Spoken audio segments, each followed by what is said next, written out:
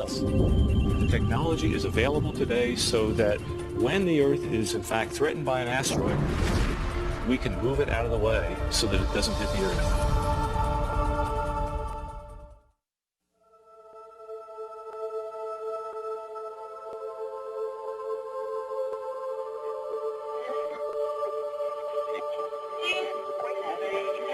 Checking out traffic this morning along the Huey Gardner Guy Valentine. It's a bit of a battle for drivers without cover. Talking if you don't have any shakes, you're finding some pretty bright sunshine. Also caution on Highway 7 going east of here. And northbound Don Valley Parkway on the right to eastbound 401. We got a disabled vehicle. June the 14th, 2002. It was just another busy workday with all the usual hustle and congestion.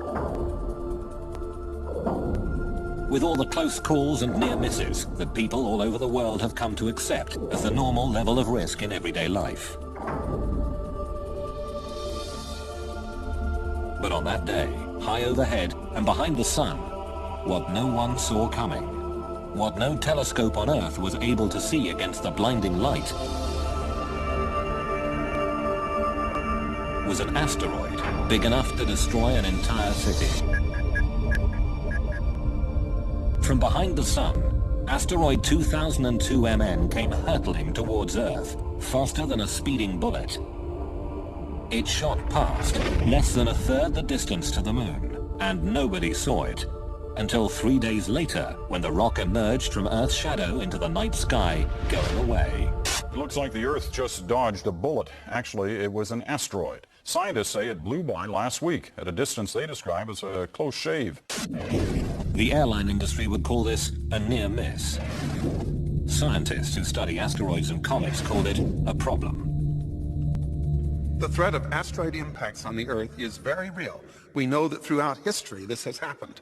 The craters we see on the moon are examples of the kind of impact history that the Earth has had. But it also happens very rarely. So it's a very unusual kind of hazard. It's a hazard in which the risk in any one year is very low, but it does happen, and if it really did come about on our watch, it could end civilization. These cosmic bullets originate on the far side of Mars, in the main asteroid belt, where a bracelet of celestial debris circles the sun. Millions of rocky fragments, building blocks of a planet that never quite came together when the solar system was formed. What's often depicted as a busy cosmic junkyard is actually more like a big empty speedway. The rocks are far apart and moving very fast, ranging in size from pebbles to boulders to rocks the size of Mount Everest. Occasionally, the tug of Jupiter's enormous gravity drags an asteroid off course, causing it to crash into another asteroid.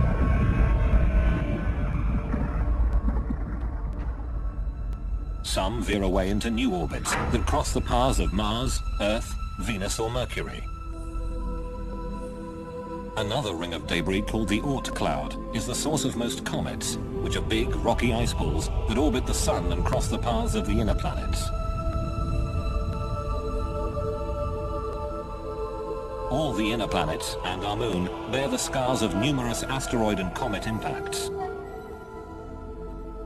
We do get hit all the time by pieces of debris from asteroids and comets. In fact, 40,000 tons of cosmic debris plummets into the atmosphere every year. We see them every night as shooting stars. They don't hit the Earth very often, but when they do, clearly it isn't just going to be a matter of a shooting star seen in the sky. So it is inevitable. It's only a matter of time before the next big one hits us. Even small rocks can make a big impression. In 1908, about 2,000 square kilometers of Siberian forest were instantly flattened as an asteroid exploded near the Tunguska River. The impact site was so remote, researchers had to mount a wilderness expedition just to find the place. When they arrived, there was no crater. Paintings, based on eyewitness accounts, described a fireball. A horrendous explosion in the sky.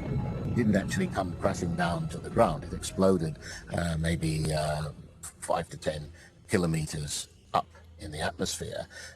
And that made a big blast wave in the atmosphere, and that is what did the damage. All this was caused by a relatively small asteroid, somewhere between 50 and 100 meters across. roughly the same size as asteroid 2002 MN, the one we couldn't see coming. Tunguska's 2,000 square kilometer blast wave would have leveled London. But as bleak as the thought of cosmic collision may be, there is at least a glimmer of hope. One of the special things about the asteroid impact problem is that unlike the weather or earthquakes or other natural hazards, we, at least in principle, we could do something about it. And when we know one's coming for us, our claim is that the technology is available today to stop it. On the Earth, we've got active geology, we've got volcanoes, we've got earthquakes, we've got continental drift, we've got rain, we've got wind, we've got storms, we've got snow. All of those things erode away craters, and that, in some ways, actually fools us into thinking that indeed the Earth doesn't get hit as often as it actually does. Counting craters on the moon and then estimating how often the Earth gets hit can be a pretty sobering exercise. One scientist who made that kind of calculation was astronomer Ernst Opic, who published his impact estimate back in 1951. The general public, however, paid little attention to the science or the implications. But one individual who did take the issue to heart was Lembit Opic, the astronomer's grandson, who got himself elected to Parliament. My grandfather is the reason why I carried on in politics, what he initiated in science. In essence, he was a pioneer. He saw the danger of asteroid and cometary impacts with the Earth, and he had the courage to speak up about them. And he did that at a time when it wasn't really taken seriously, in the 1950s and 1960s. After years of pushing and prodding, Lembit Opic convinced the British government to commission a comprehensive scientific study of the asteroid and comet threat. The expert conclusion was, the threat is indeed real. Now, the government has set up a task force to examine the risk of an asteroid hitting the Earth. Still, skeptical politicians might want to get on the bus and take a trip to the Natural History Museum. Ask any schoolchild who's been there recently, and you'll hear a fascinating and truly scary tale about what happened to the dinosaurs. The dinosaurs were alive here. They were dead when the sediment was deposited, and this layer is one of the most unique layers in Earth history. In 1980, the discovery of iridium beside a layer of clay which marked the end of the age of dinosaurs led Lewis and Walter Alvarez to publish a theory that a huge asteroid or comet had hit the Earth 65 million years ago and wiped out the dinosaurs. But for this concept to be confirmed, there had to be a crater. There may be tons of dinosaur bones in these dry canyons, but where on earth was the big crater? Just the kind of mystery a budding young scientist would love to solve. When I went back to... Off the coast of Mexico's Yucatan Peninsula, Dr. Alan Hildebrand investigated a huge gravity anomaly discovered by oil drillers back in the 1950s. Put that together with a semicircular magnetic anomaly, and you get a massive crater, 180 kilometers across, near a little village called Chicxulub Pueblo. Most of the crater is underwater now. Erosion and continental drift have covered the visible evidence. But 65 million years ago, this was ground zero. This object would have fallen through the atmosphere in just a few seconds. Just going through the sky, it would have been brighter than the sun. As soon as it contacts the surface of the shallow sea in Chicxulub, of course, it starts propagating the shock wave down into the planet, and it keeps pushing into the planet, and it only gets stopped maybe about 30 kilometers down.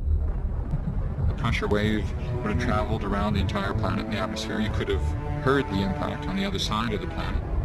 The giant impact fireball rising out of the hole, it would have risen, say, 10,000 kilometers above the surface of the planet. Near the impact site, it would have been so hot, it would have evaporated the clouds and been hot enough to make the forest, even a green forest, begin to burn. For Alan Hildebrand, finding that crater pretty much clinched the argument. Planet Earth had been all but sterilized by a rock the size of Mount Everest. 3/4 of the species of large animal life went extinct. We have made the case. We've got the qualitative information and we've got the statistics to show that there is a very serious risk. If you wanted to save planet Earth from cosmic disaster, where would you find people with all the right stuff to do the job? Well, Houston, Texas might be a good place to start looking. This town has that rarest of breeds, the space cowboy. Houston is home to NASA's Johnson Space Center, where rocket science is a way of life and astronauts learn their trade. If you could roll me 90 and go down, I'll come in on my side.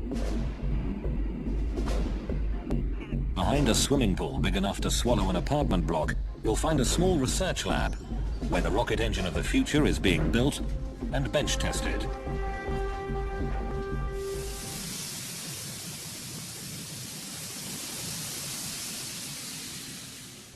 Yeah, very nice. The question is, how big is the plasma going to go from here to here? Dr. Franklin Chang Diaz is one of the lead researchers, as well as an astronaut with 7 shuttle missions under his belt. And in fact, there was a time in one of my flights where we got hit by very tiny micro meteorites, perhaps, or some sort of orbital debris, which made little tiny dents or little craters in the windows of the shuttle. First-hand experience with rocks in space gave birth to a new idea and a dual purpose to Chang Diaz's work here. His rocket engine has been developed for long-distance missions to Mars, or as far away as the icy moons of Jupiter. But it could also be used to push a dangerous asteroid out of harm's way. I am concerned enough to think that we need to not waste time arguing about it as to whether it's real or not. I think we need to move ahead and do the demonstration, because even if this is a threat which has a very low probability, all it takes is one and we are history. But before we can send a spacecraft chasing after a rogue asteroid, we have to know where to look for it. In the American West, if you drive across the desert to the White Sands Missile Range in southern New Mexico, you'll find the most powerful and effective asteroid hunter on Earth.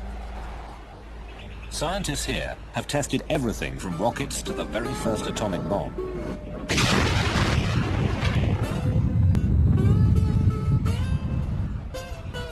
Today, across the valley floor from the Trinity bomb site, the US Air Force has installed one of the world's most advanced telescopes. This state-of-the-art technology was developed by MIT's Lincoln Laboratory as part of the Star Wars anti-missile defense system.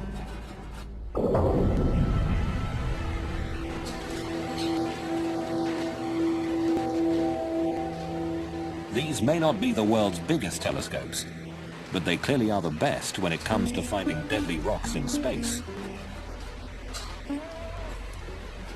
This is Linear, the Lincoln Near-Earth Asteroid Research Facility.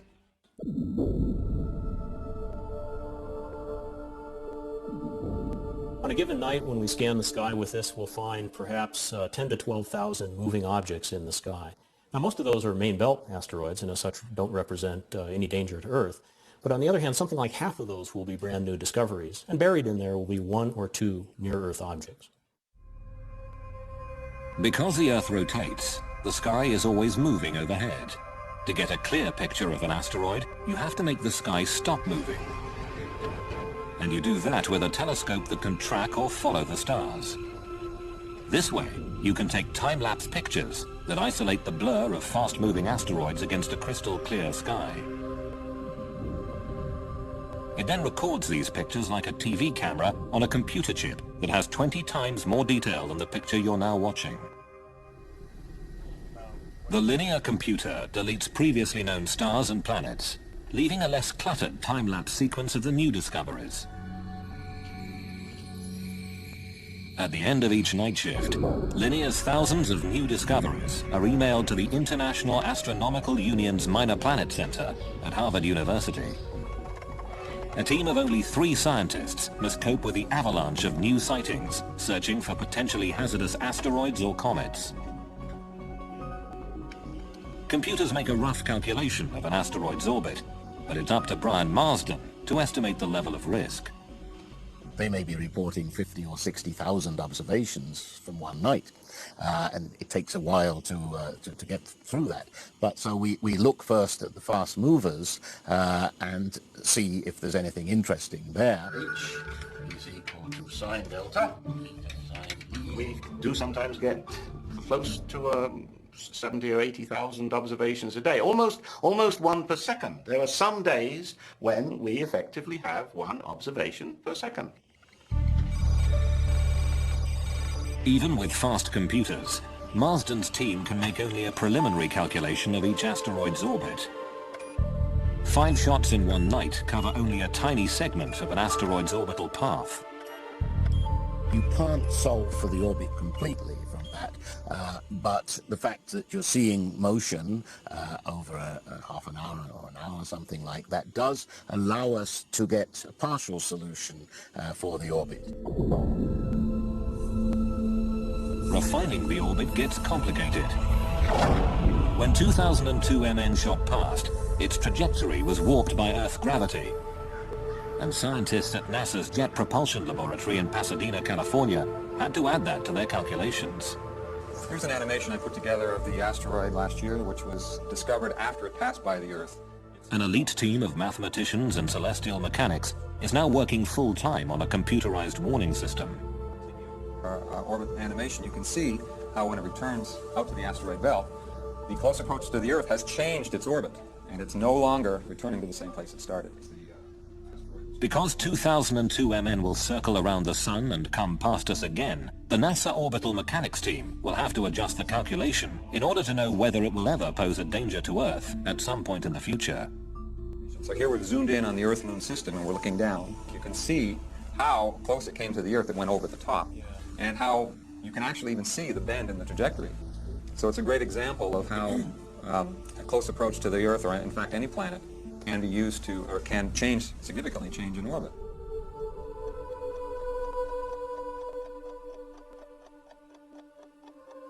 To know where an asteroid is likely to be in the future, you need a model of the solar system.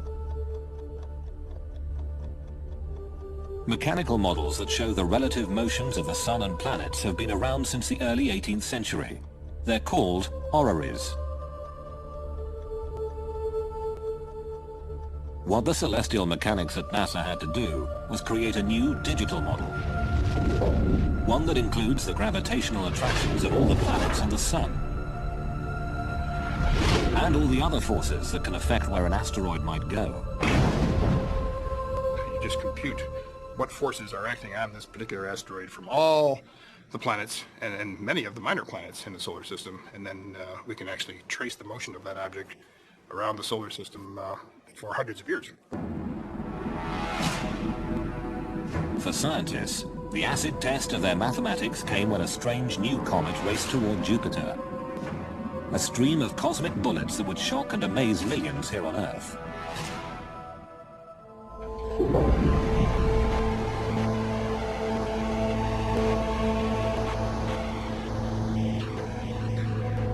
In the spring of 1993, the eyes of the world turned almost in unison towards a doomsday rock like no other. From the far side of the solar system, it flew in a death spiral toward the largest planet. Gene Schumacher, his wife Carolyn, and their colleague David Levy had discovered an odd-looking streak of light that turned out to be a fractured comet. 21 large chunks of icy rock and cosmic dust heading towards Jupiter.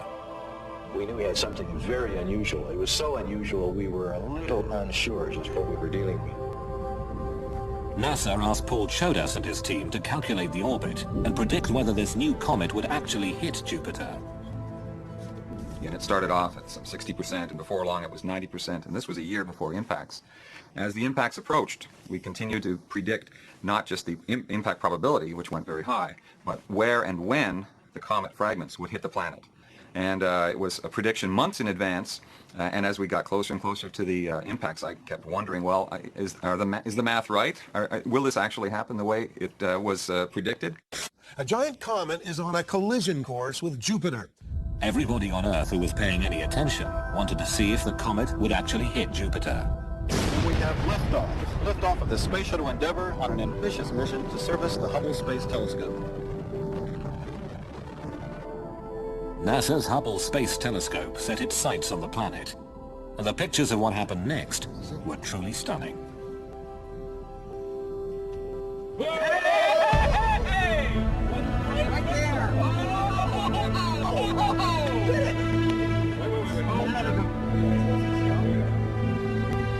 And then the impacts occurred. We were within minutes of getting the right answer on the time of impact, and the location of impact turned out to be just right. Over the next week, 20 more fragments of the comet crashed into Jupiter, some leaving scars as large as the Earth. Bang on its cosmic schedule, the comet's first impact was recorded by NASA within the last hour. When fragment G slammed into Jupiter, releasing an amount of energy equivalent to about 6 million megatons of TNT. In the wake of SL9, a group of concerned scientists gathered in Italy for a brainstorming session. They created a brand new international organization called the Space Guard Foundation. Okay, I'm going to join. To promote the discovery and study of near-Earth objects. Some people imagine that there are lots of astronomers out there scanning the sky looking for incoming comets and asteroids, and that of course is not true. In fact, until recently, there was hardly anyone out there looking. It's going to glow for about a half an hour to set everything on fire around you. But whose job is it to defend planet Earth? Weapons scientists from the United States and Russia had already held a series of meetings and came up with their own ideas about how to deal with the impact threat. Blow off some material, you get a reaction in this perpendicular direction. The military establishment under Star Wars had created a whole lot of devices, or at least concepts, for weapons in space and devices in space. And in the early 90s, when the Star Wars program was looking a little bit iffy, I think there was some motivation for them to try to apply their technology to this newly discovered hazard from asteroids and comets. The military approach to the problem proved to be controversial. The notion of sending nuclear weapons into space generated an immediate backlash. Edward Teller was proposing that we blow up an asteroid to show that we could protect the Earth, and I thought that was a pretty crazy idea. Blowing up an asteroid with a big bomb has a lot of problems associated with it, violating treaties, taking a single asteroid and making a swarm of smaller asteroids. It seemed like it was more interest in bombs than it was a serious interest in defending the planet. For NASA, on the other hand, NASA obviously is the natural agency to discover the threat and the objects, but they say, no, planetary defense, that's a military obligation and not an obligation of NASA. Not NASA, not the military. Just when it seemed planetary defense was nobody's job, a tiny speck in the sky would set off doomsday alarms around the world.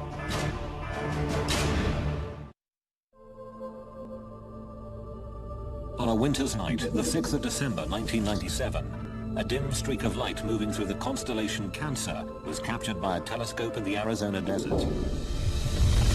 Big enough to destroy civilization as we know it, Asteroid 1997 XF11 seemed to be heading towards Earth. The initial sighting by the Kitt Peak Observatory in Tucson, Arizona, was relayed to the Minor Planet Center at Harvard University in Cambridge, where a computer made the first rough calculation of the orbit. They were pretty sure it would miss the Earth on this pass, but it would be coming round again, and it looked like there could be a problem in 30 years.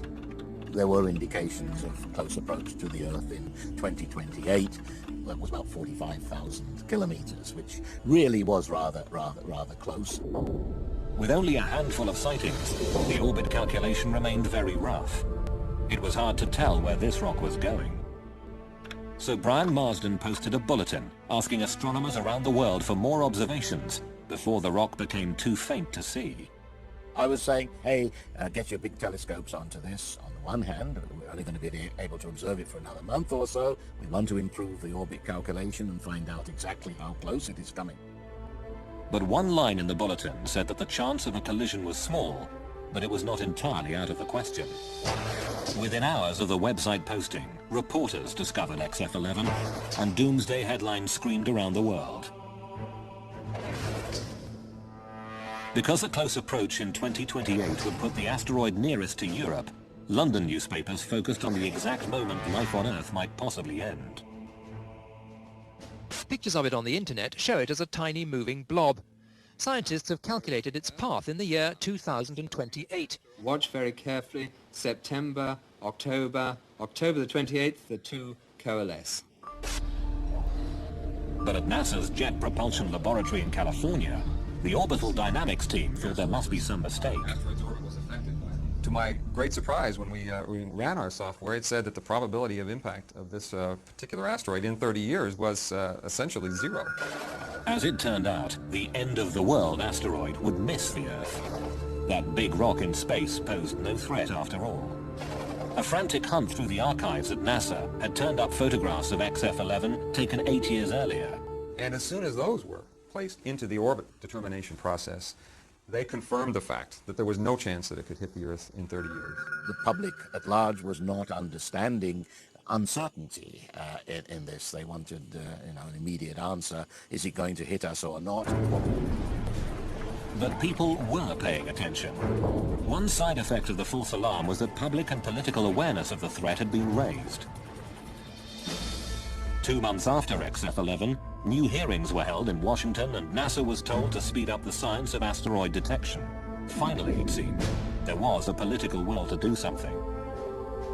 Congress gave NASA a 10-year deadline to search the skies and get a fix on the largest of the Doomsday rocks. They called it the Space Guard Survey. While astronomers geared up to search the skies, Hollywood was going into overdrive. I would go to every dinner party and I would say, are you aware what would happen if a comet was actually on a collision course with the Earth?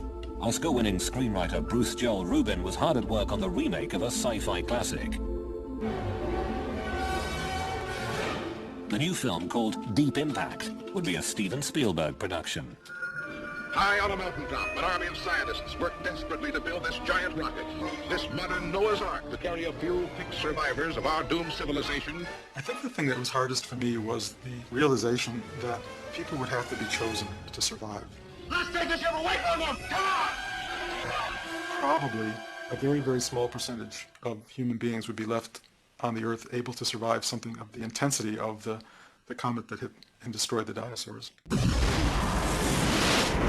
So I felt making this movie is not just a mission to tell a good story, it's to change minds. It's to let people go, this is something real. This can happen to us. This movie is a wake-up call. It's not just a Hollywood movie, it is pointing at you.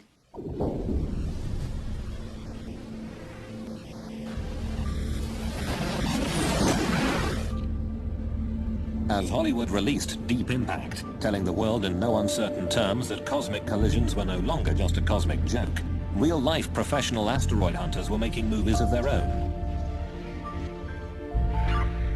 But instead of using cameras, they worked with delayed Doppler radar. Take the same technology behind a police radar system, jump the power to 400,000 watts,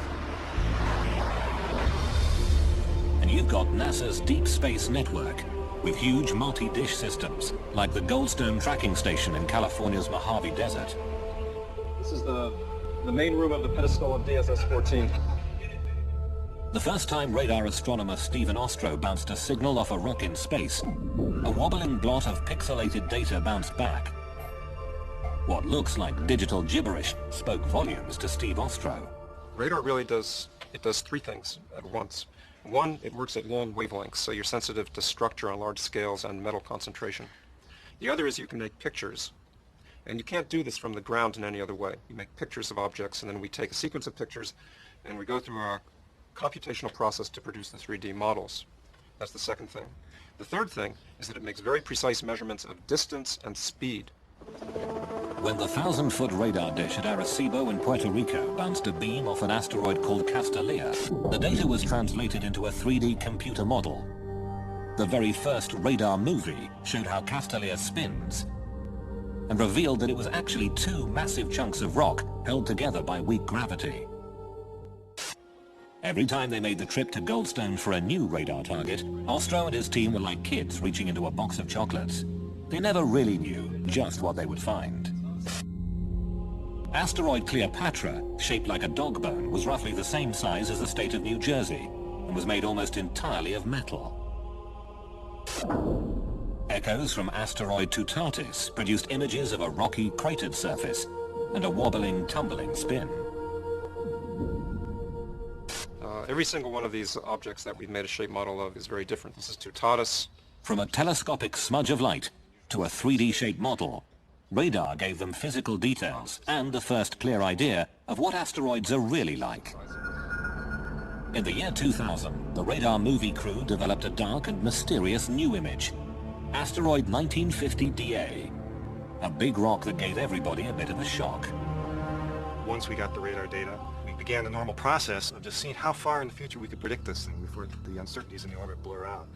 And in this case, we could go over 880 years into the future. And what was startling about that case was the impact probability turned out to be non-zero.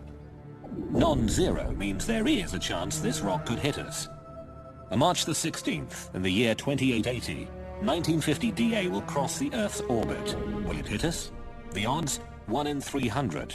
If 1950 DA does hit the Earth, the most likely point of impact would be at sea. Of all the big asteroids discovered thus far, this is the most dangerous one we know. Eric Asfaug and Stephen Ward have created a computer model of the impact. It was kind of funny how this started. It was with the movie Deep Impact, and I was getting phone calls. Lots of people were getting phone calls about the movie, whether it was accurate, the cresting tsunami coming across. The concept here is that this asteroid, which is about 1 kilometer across, will hit the ocean at 17,000 miles per hour, and it'll blow a hole in the ocean about 19 kilometers across and all the way to the bottom. And so when this huge hole of water gets blown into the ocean, the water will run back in again, and it overshoots, and it collapses and overshoots many, many times, and each time it pumps out a wave. So it starts out hundreds of meters high, comes ashore on the coast of North America at about 50, 60 meters. Up toward Canada, Grand Banks, it's about 40 meters. 20 meters here in the coast of South America, and about 15, 20 meters all the way over to Europe. These waves would run inland about 4 kilometers. So pretty much everything within 4 kilometers from the beach would be covered up repeatedly. And so we'd pretty much be wiped away like you're scrubbing the floor. You scrub like this, and it's pretty much be carried back out. In February 2001, a NASA spacecraft called Near Schumacher made the first ever landing on a chunky, pockmarked rock named after the Greek god of love. Asteroid 433 Eros is 33 kilometers long and 13 kilometers wide, one of the largest near-Earth asteroids. The pictures were spectacular. The data will take years to process. Proving that they could land on an asteroid was a major achievement, but in the end, they still don't know much about what's inside. How dense? How tough? How brittle or crumbly is it? What would happen if they gave it a good shove? The surface appearance of any dark and mysterious object can be very deceiving. So these two spheres, as far as I can tell, have exactly the same mass, the same compressibility, the same color. If I were a spacecraft orbiting these and these were asteroids, I'd be very hard-pressed to tell which was which. Yet, if I dropped them from a height, and only one of them bounces, really illustrates the fact that one of these responds elastically and one of these responds like a lump of clay. And it's critical to really go and find out what's inside before we even start thinking about moving these things around. When a 3D model of the asteroid Castellier got smacked in a computer simulation, a problem occurred. An impact with the same energy as the Hiroshima bomb turned Castellier into a pile of rubble, but did not deflect its trajectory in any significant way.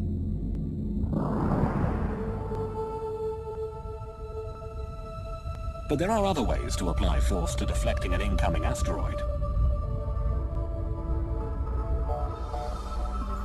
Using the power of the sun to push dangerous rocks out of the way may not be so far-fetched after all. This is a typical near-Earth asteroid. Its name is Galevka. It's about half a kilometer across. It's a hazardous asteroid. Its most likely fate is going to be to strike the Earth someday, thousands of years from now.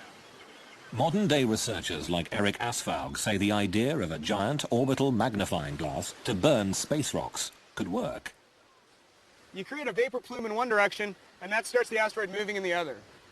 It's a very gradual process. It's not going to happen instantaneously. You need to know where this guy is 100 years or 50 years ahead of time. But if you do, you've got all the time in the world for a satellite to sit there, no human intervention whatsoever, and it'll gradually shove the asteroid into a different orbit, and it'll miss the Earth. Some of the technology to do this already exists. Take an inflatable parabolic antenna the size of a tennis court, convert it to a solar collector, and use it to focus sunlight on an asteroid.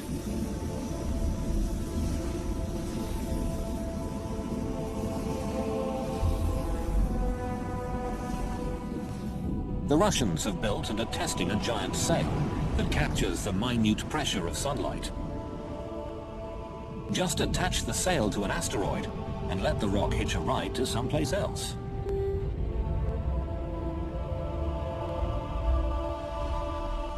But using the sun to save the Earth means waiting for nature to do the work. If we don't see an asteroid until the last minute, solar power would be too little, too late. A nuclear electric plasma engine could push an asteroid out of harm's way. The rocket technology at this NASA lab in Houston, Texas, could provide the power for a space tugboat. A group of astronauts and aerospace engineers is designing the B612 mission to prove that asteroid deflection can be done with existing technology. These are rockets that have very tiny amounts of thrust, but they are so frugal in the use of propellant that we can keep the rocket going for periods of the order of a year. Building a better rocket engine is only the first step. Figuring out how to latch on to an asteroid, point it in the right direction, and push without losing control is the really tricky part. After years of research, NASA finally had it. The first complete draft of a plan, a demonstration mission, to save the planet.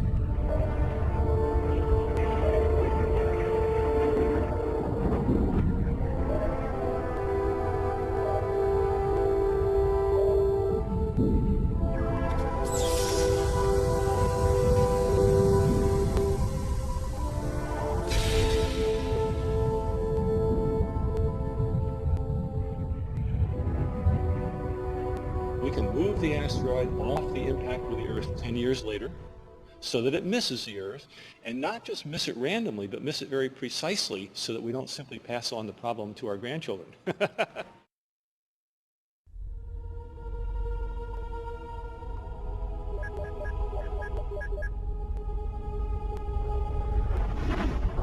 Midway through 2003, the Space Guard survey had reached the halfway point. A little more than half of the kilometer-sized near-Earth asteroids had been located, and the news was mostly good. For the 60% that we have already found, I can tell you that there is not a single one that poses a danger. For the 40% that we have not yet found, I can tell you nothing. One could hit tomorrow. Not very likely, but until we found them and cataloged them, we won't know. But finding the really big asteroids, those 1-kilometer monster rocks capable of ending human civilization, is only the first part of the challenge. There are an estimated 50,000 smaller asteroids that are big enough to cause tidal waves or destroy vast regions of the Earth.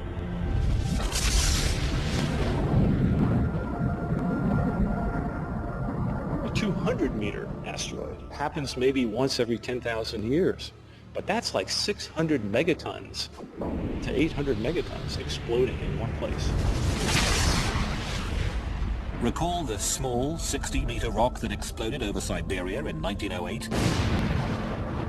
Well, even though it could have destroyed a city like London or New York, rocks that small are not included in the current Space Guard survey, meaning no one is officially looking for them. Which, of course, is the same thing as saying that chances are enormous that a Tunguska-sized object will find us before we even see it coming, as happened in 1908. That is likely to happen nowadays, that we won't see it coming. There has been talk of expanding the search to include smaller asteroids. It'll take more and bigger telescopes and, of course, more money. But until we do, we'll have no idea where those city-killer rocks are.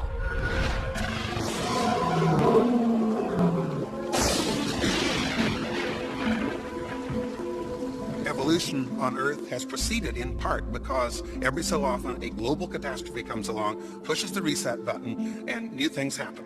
It wiped out the dinosaurs 65 million years ago, and at the time, we mammals were just furry little creatures burrowing around in the ground, and an asteroid or a comet impact took out our principal competition. I guess we are saying implicitly, if not explicitly, that we want to do away with that natural cycle. We've had enough evolution. We like ourselves on the top of the ladder. And we can do something which will change cosmic evolution from this point forward in terms of life on Earth. Dinosaurs ruled the Earth until a big rock wiped them out. The question is, will another rock do the same to humanity? Let's get a couple good pictures here. Humans are the first species with the potential to block a doomsday rock and switch off the evolutionary reset button. People very often say, look, you're just a doomsayer, you think that these awful things are going to happen. I'm not that way at all. I'm entirely optimistic. The way in which I view asteroids and comets and the possibility of them hitting the Earth is that it's a great challenge. Thank goodness we've realised the hazard and the danger before the next one happens. It's given us time, we hope, to do something about it. Scientists can study the sky and find the dangerous rocks ahead of time. Astronomers can do the math and predict the orbits. People have the desire and the right stuff to do the job. There's a whole new field of science that could give humanity an option the dinosaurs never had.